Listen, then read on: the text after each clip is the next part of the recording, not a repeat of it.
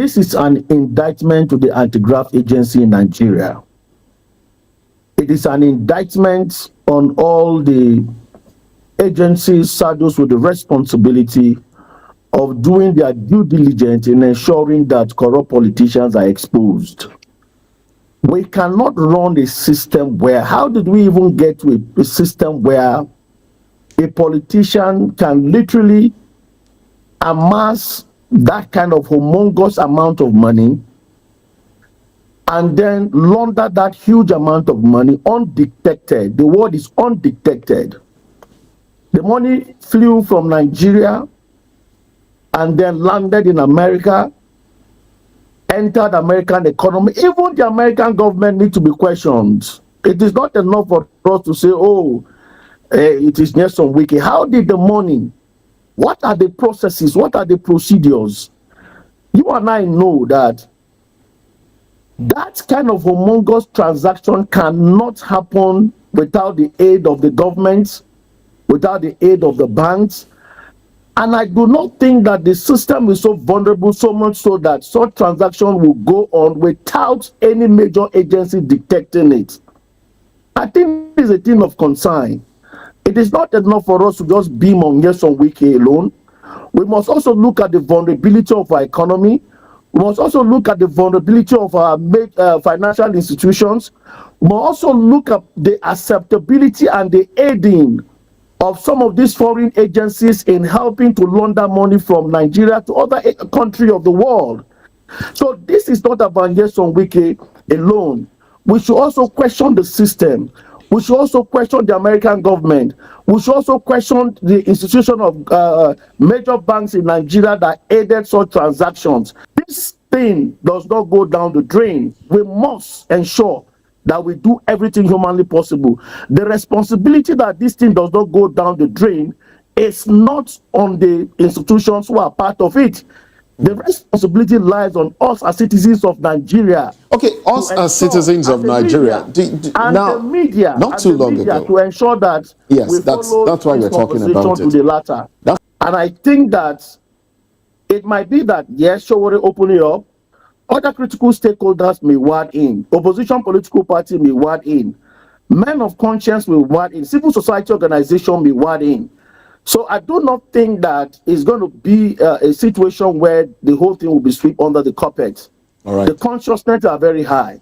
So I think that it's going to be treated differently this time around. Indeed, this is not going to be business as usual. Like, Wike is really in a big trouble because Showore is still drawing him like a past my neighbor generator. This case has gotten to another level and there are a lot of people are interested in this particular case. So yesterday, a group of Nigeria journalists led by Yinka has launched a petition urging the United States Attorney General and the Florida state government to investigate alleged fraudulent real estate purchases made in Florida by Nigerian Minister of Federal Capital Territory, Nyesom Wike. And today again, the Civil Society Coalition sent a serious warning to Tinubu, demands that Tinubu should immediately suspend Wike and also order a full and transparent investigation into these allegations, surrendering his office, that Nigeria people deserve accountability and justice. My people, this is getting interesting,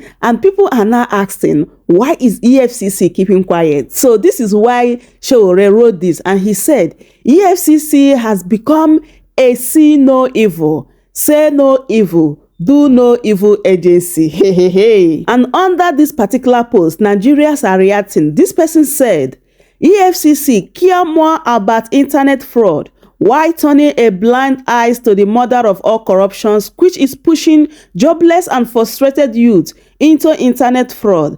Politicians are taking loans from around the world to siphon and embezzle at the detriment of all of us. But this obvious criminal eyes on Nigeria does not bother the EFCC. And this person said, the silence of EFCC so far is quite disgraceful.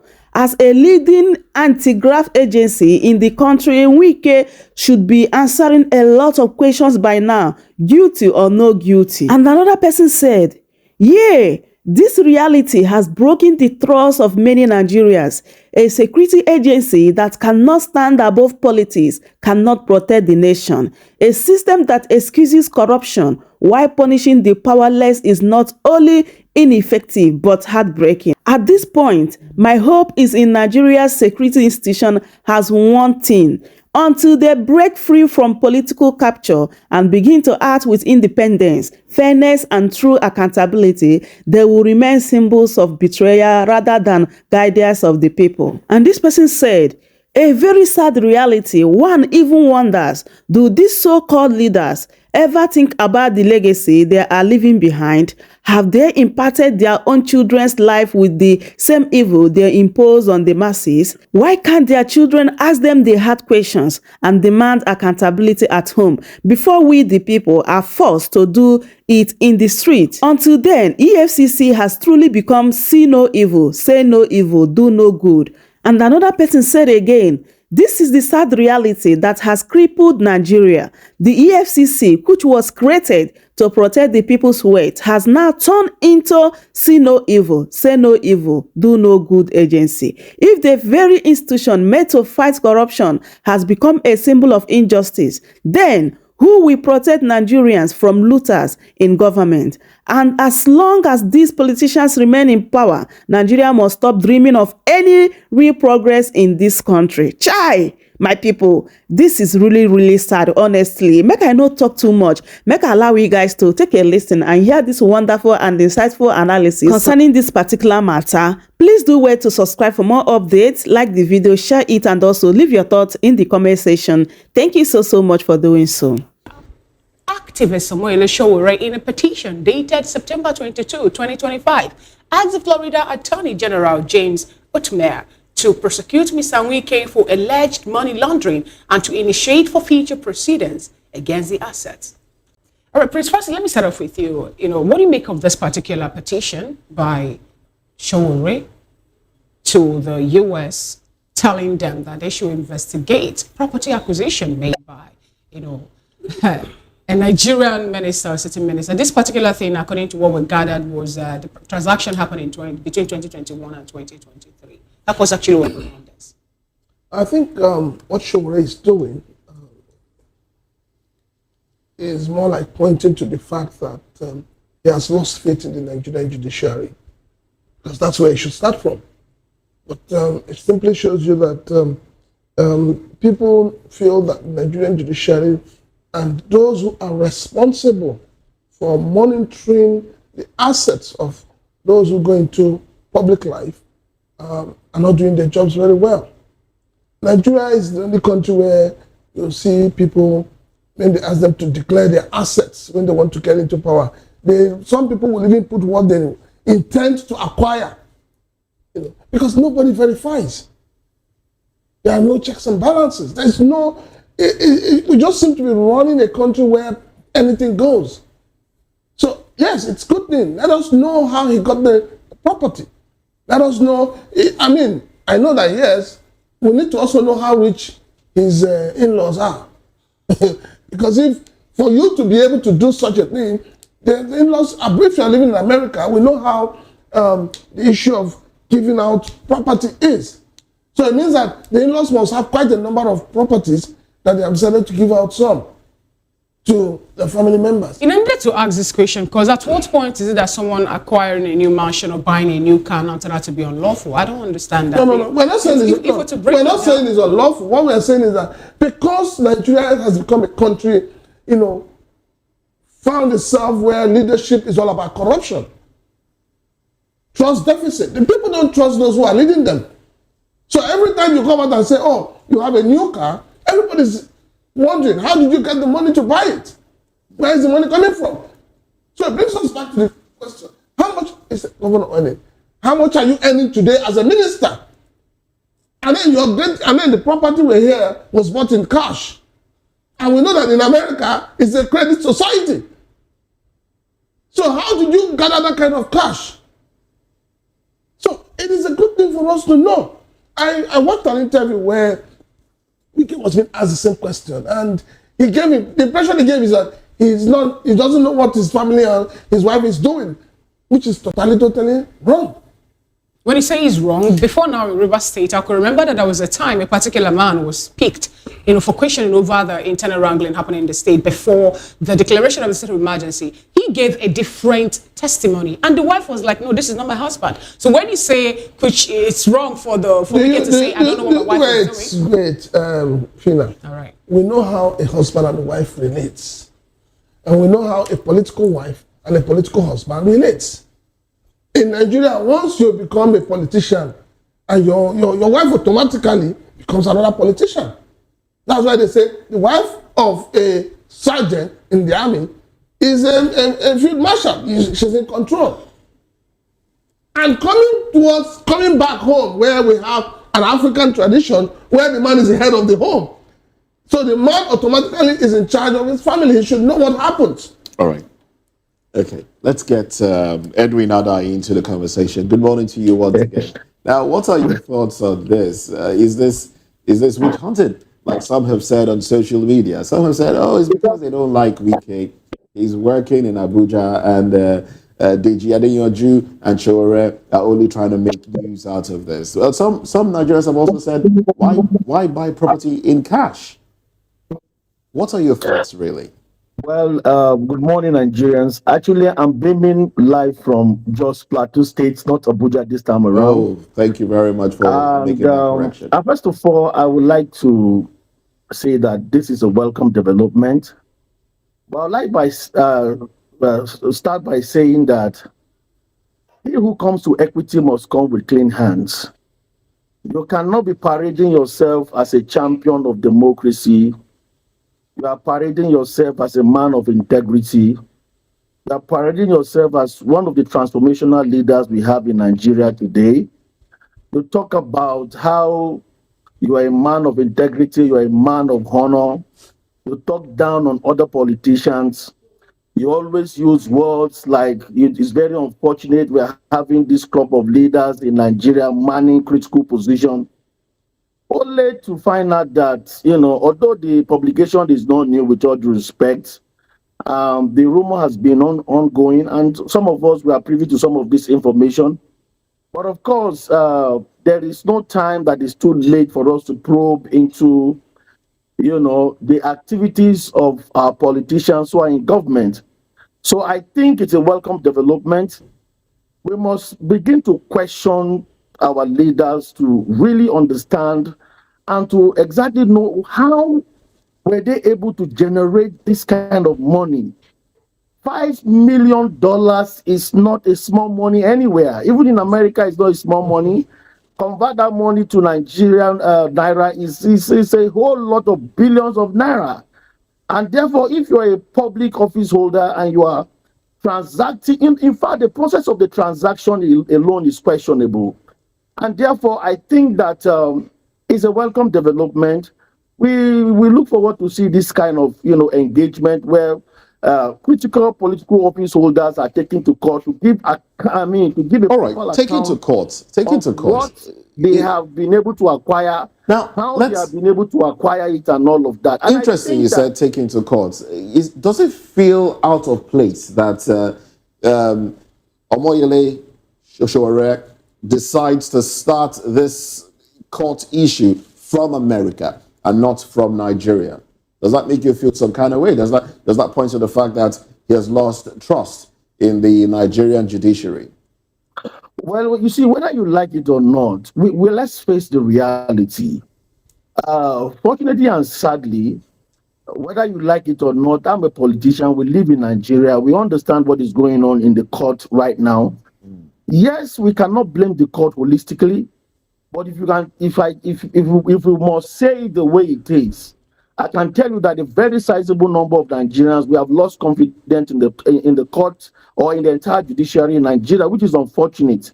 We saw what happens to Samuel Ekpa in Finland, and we are seeing what is happening to Nnamdi Kanu. We have seen a lot of political cases and the way they treated it. We cannot continue to pride ourselves as champion of democracy, and we are not adhering to the principle of democracy. And one of the principles of democracy is upholding the rule of law.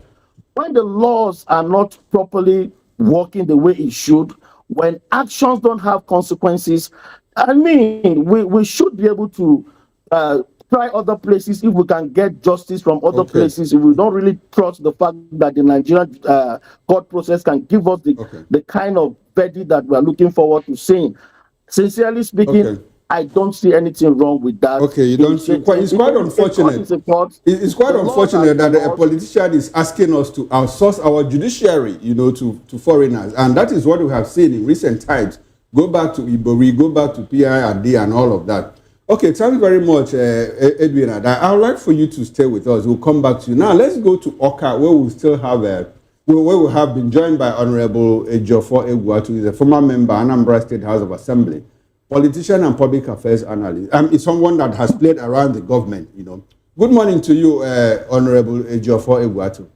I greet you especially. Good beautiful, morning. Beautiful. Good to see you once again.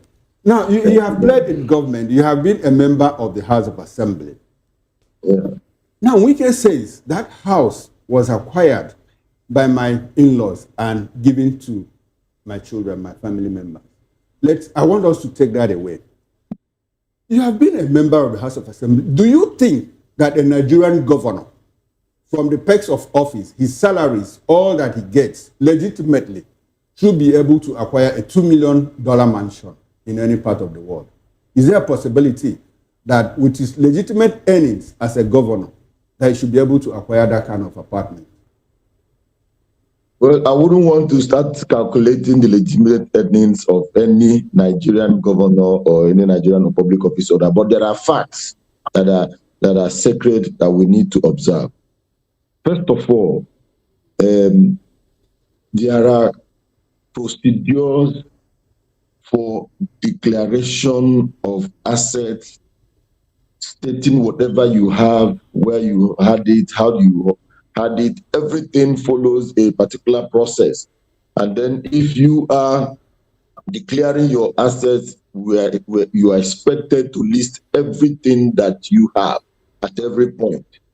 So the question we should be asking is, even if this is a gift, this is something that is coming from a very wealthy in-laws, relatively wealthy in-laws, and all the rest of them, they were given to this family, and then you are expected to say this is how it is through a legal process in Nigeria here.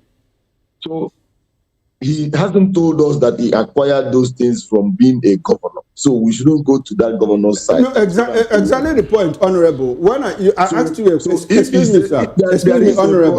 Excuse me, Honorable. Honorable. Yes. I asked you a question. Yes. You asked yourself, I answered yourself. You didn't answer the question. Now we understand all of that, the processes, assets declaration. That is not the question I asked. Maybe you don't want to answer the question. The question I asked is, do you think that a governor, by his legitimate earnings, perks of office, should be able, we're not talking about Wike now in particular, should be able to acquire a mansion worth $2 million in any part of the world? We are out of Wike now as a governor. You know government, you have been a member. When you make approvals, appropriation, do you think that what the governor receives should be able to get him a $2 million mansion? It depends on when. Okay. It depends on when. Because the rate at dollar is now, it might be too difficult, but whatever. There was a time dollar was almost something close to Naira. So it depends on when. Okay, so that's not really the actual thing about this matter that I really want to talk about. No, I just asked, and you have offered an explanation, you have given an answer. Now go ahead, sir. Land on your thoughts. Now, well, what baffles me about this is the other side of it, that is the non-reliance on Nigerian judicial system, Nigerian investigative agencies, and all the rest of them. This is a big problem that we need to tackle as quickly as possible. People at the very low level, not just people who want to question government or question governance or government officials, people at the very low level are losing confidence in the Nigerian investigative agencies, the police, the DSS. They feel that these agencies are being manipulated, and people are resorting to all manner of things, all manner of ways to resolve issues. And this is a very big very big disadvantage to our democracy. These investigative agencies ought to be as independent as they ought to be, so that the people can have confidence to bring their matters there. It is causing a lot of problems, and it's not just about Wike and the Sowore matter. No. It's about all the people in Nigeria. Most people are losing confidence in the police. People don't feel free to go to police to give information about certain criminals or criminal activities because they think that their bubbles will be busted. Okay, now Honorable Sowore has taken up the gauntlet. He's gone to the United States of America. Yes. Do you think that something will come out of this? Do you think that something will come out of this? I mean, if he has evidence, he has gone to court in the U.S. What do you think will be the outcome of this investigation, the court case? And the good thing about the United States judicial system is that they must have a response to it as quickly as they could. They must have a response. It's not as if there's not going to be adjournment and indefinite adjournments without response. So I know that once they present their matters, well, there must be a response to it. We must have a final conclusion. There must be a closure on the whole matter. So we trust that the United States judiciary will do justice to it. I'm happy that you're saying you trust in the United States judicial system, that it will do something, they will do justice to this particular case. Now, when you're talking about, I want to get a bit personal, now. Let's get this straight. You as a politician, can you comfortably say that you still have faith in the Nigerian judicial system as a politician? If I have faith as a person, as a politician in Nigerian judicial system? Yes and no. Yes and no. Because the Nigerian judicial system has over time, in certain ways, destroyed that confidence that we have in them. And in other ways, in some other matters, they have really tried to be as bold as they ought to be. But generally, it is not a 60% win. They are below average. Below average. All right. Thank you so much. Well, some will say it is the politicians that infiltrated the judiciary and made the judiciary what it is today. Well, let's talk. Let me bring it back to Prince Francis Chilaka. Let's talk about the visa ban. Is that enough punitive measure for an alleged corrupt politician, when we know that the properties, of course, and the monies stashed abroad will remain in those economies? Unfortunately, Nigerians are not learning. The political class are not learning. When I say they're not learning, they keep enriching foreign nations while inflicting pains, poverty, and hunger on their own people. You loot from here, you send it abroad. Don't forget that most times these funds are not even sent in their names. They're sent through proxies.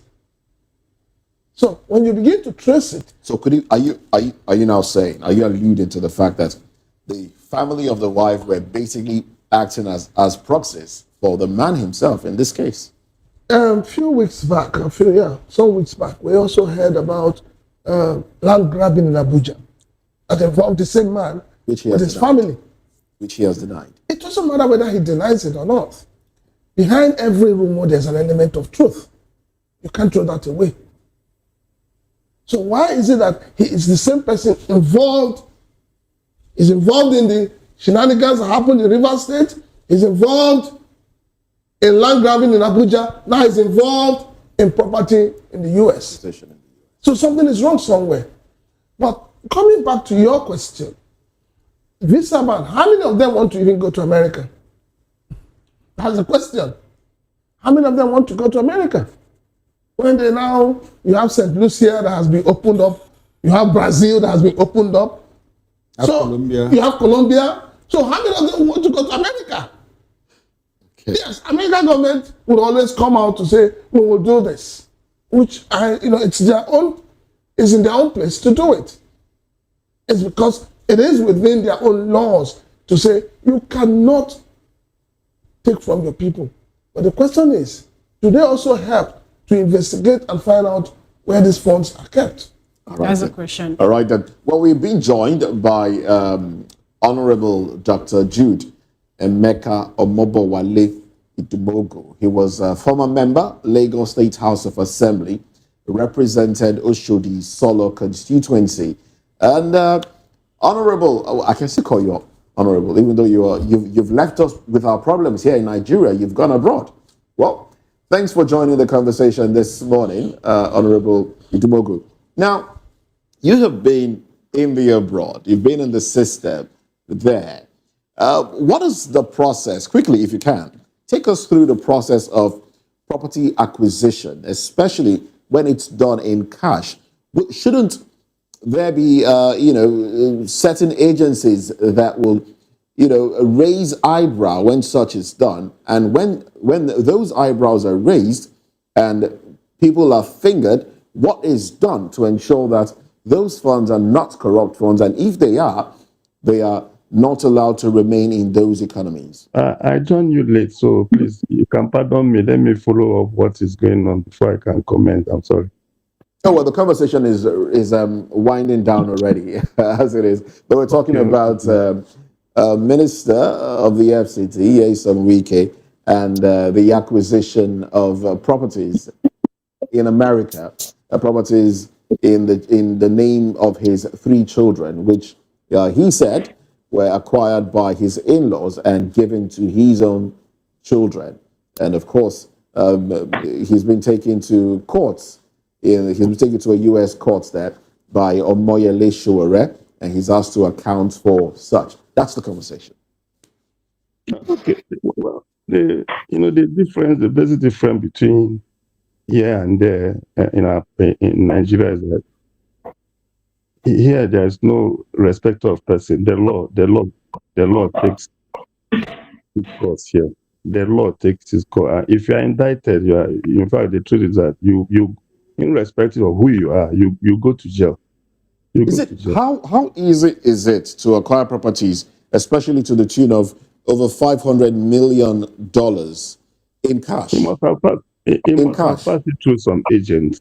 Of course, in everywhere there's always some element, some people who also dare the law, who take the risk, dare the law in whatever they do here. But the issue is, of course, that's why you see the present government, Donald Trump government, is going after a lot of criminal people, people that have criminal tendencies, or those that they know that have actually committed crime that they suspect. So, but the bottom line is, the police are working, other agencies, FBI are working in this place. So the tendency is that when you are, of course, there's crime everywhere. But the difference here is that when you are caught, of course, going through cash is difficult, but people will always there wants to make some profit in everything. That when you compare with that, the cash, the money involved also is big. You cannot go through the normal banking system because they ask questions. They want to route it through another way. And like you say, we're all human beings. There are people that want to dare the system. But the difference here is that when you are caught, you pay for it. That's just it. Now, in situations whereby individuals are found wanting, are found to be guilty, do you think a visa ban is enough punitive measure? Can you hear me? Yeah. All right, you seem to have some sort of distraction there. All right, then. Well, I think you're just waking up because that's what it feels like talking about Honorable Jude Idumogu. Well, let's get back to Edwin Adai in Jos. Now, that's where he's talking to us from. Edwin Adai. Now, how do you see this play out? Is this an exercise in futility and backed upon by Omoyele Sowore, whom some have also said that he's somebody's lapdog? Some have said some individuals, some people abroad are paying him to do the things that he is doing. How do you see this play out? Well, I think first and foremost, like one of the guests, I just want to align to his thought because number one, this is an indictment to the anti-graft agency in Nigeria. It is an indictment on all the agencies saddled with the responsibility of doing their due diligence in ensuring that corrupt politicians are exposed. We cannot run a system where, how did we even get to a system where a politician can literally amass that kind of humongous amount of money and then launder that huge amount of money undetected? The word is undetected. The money flew from Nigeria and then landed in America, entered American economy. Even the American government needs to be questioned. It is not enough for us to say, oh, it is Nyesom Wike. How did the money, what are the processes, what are the procedures? You and I know that that kind of humongous transaction cannot happen without the aid of the government, without the aid of the banks. And I do not think that the system is so vulnerable, so much so that such transaction will go on without any major agency detecting it. I think it's a thing of concern. It is not enough for us to just beam on Nyesom Wike alone. We must also look at the vulnerability of our economy. We must also look at the vulnerability of our financial institutions. We must also look at the acceptability and the aiding of some of these foreign agencies in helping to launder money from Nigeria to other countries of the world. So this is not about Nyesom Wike alone. We should also question the system. We should also question the American government. We should also question the institution of major banks in Nigeria that aided such transactions. Because Nyesom Wike cannot unilaterally, whether by omission or commission, embark on such a transaction undetected. So for me, it is not enough for us to say, okay, let us look at the pros and cons. But I think it is an eye-opener for us to ask some fundamental questions. And therefore, if Sowore is the person that God wants to use to expose some of this abnormality and some of this vulnerability in our economy and our political system, and also understand, you know, the connections, how, you know, banks and major institutions do illicit business. I think it is a welcome development. For me, it's going to open up a more conversation. You see, when you said this thing to be swept under the carpet, when you must said do our due diligence in ensuring that this thing does not go down the drain. We must ensure that we do everything humanly possible. The responsibility that this thing does not go down the drain is not on the institutions who are part of it. The responsibility lies on us as citizens of Nigeria. Okay, us as citizens of Nigeria. The media, not too long ago, to ensure that that's why we're talking about it. To the latter. That's why we're talking about it.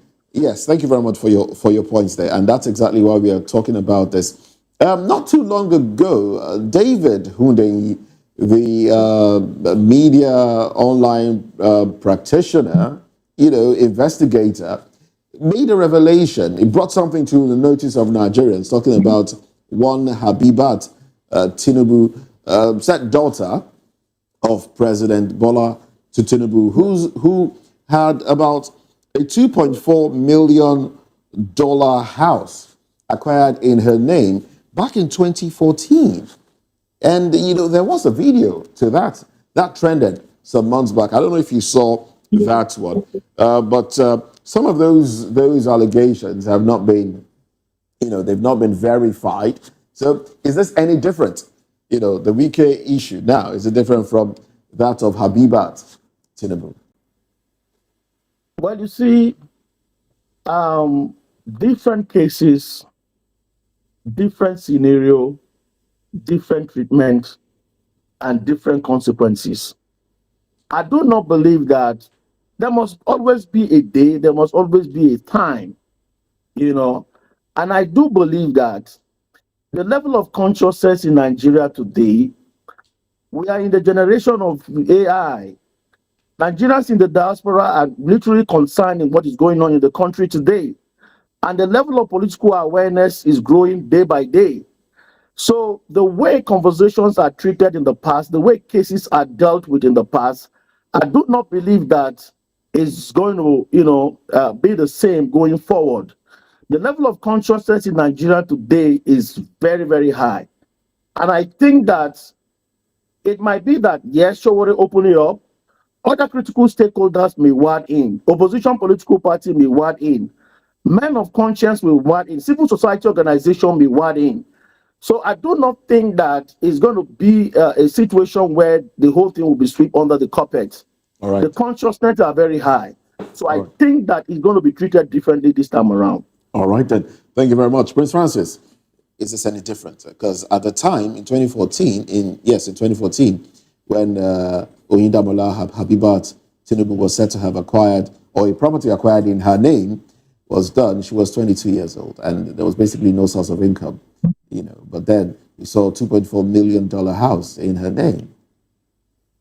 In fact, there's an address to it for those that would ask, oh, has it been verified? The house, the condominium in New York is located at 255 Hudson Street, Manhattan. That's. We talk so much on social media and we just let things die out. We've had about 730, is it 750 or 730 duplexes in Abuja. It's fizzled out. Nobody's talking about it. So the political class have become so clever that once they know that there's an issue that the people are hampering on, they look for something to diffuse it. And that's why we don't get anything out in this country. We have a country where people do not vote, or people get into office not to serve the people, but to be served. And when you see people who come to office after giving you 5,000, 10,000, rice and all of that, how do you hold them accountable? So we need to, for me, all of this thing boils down to the mindset of the Nigerian people. The election is in one day. That 5,000 you're being given, that 10,000 you're being given is just for that day. You've been hungry from day one to the last day, and you think you will die on the last day. Right. So Nigerians must wake up and understand that they are responsible for the kind of leaders we have today.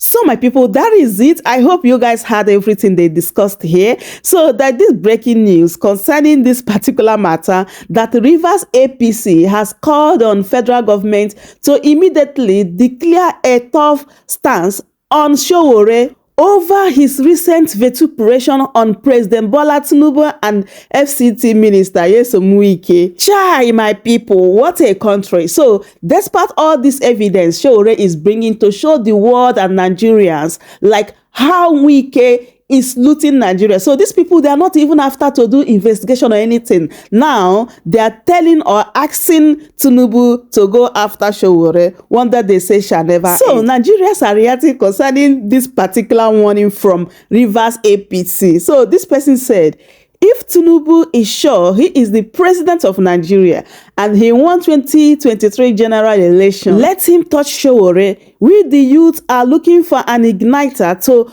come outside and end it all for drug lord and his gang of thieves. This is not a threat. Hey, my people, there is fire on the mountain. So this person said, I know say this kind call must come from Rivers State. We already know who is the voice behind the call. And another person said, some Rivers State people no wonder Calabar man can't rule on her. And another person said, my problem with the person that designed Nigeria coat of arms, he saw the eagle and horse fighting. Instead of him to separate them, he went and wrote peace and unity. This is where all the problems started from. Chai, Nigerians, why can't we be even serious for once? My people, so it means that Wike cannot defend himself again. Now, Tinubu need to come and defend Wike. Like, what a country. Anyway, my people, as I make I bring this update to you guys, please do wait to subscribe for more updates. Like the video, share it, and leave your thoughts in the comment section. I will see you guys in my next update. Goodbye for now.